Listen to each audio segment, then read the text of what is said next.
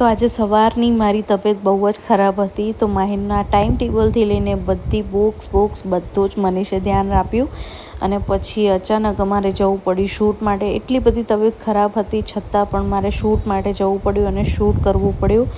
માહીને પણ એની ચેનલ માટે શૂટ કર્યું અને ઘરે આવી ગયા. એટલા થાકેલા હતા, બહુ જ થાક લાગેલો હતો અને તબિયત પણ ખરાબ હતી.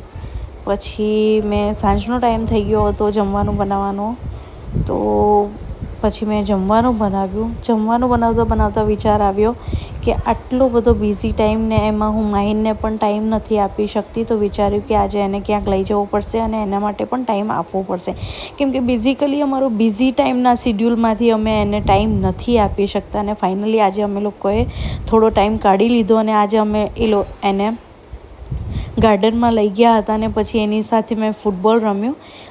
બિઝી શિડ્યુલમાંથી બાળક માટે ક્યારેક ને ક્યારેક તો ટાઈમ કાઢવો પડે છે, જે બહુ જ સારું હોય છે બાળક માટે.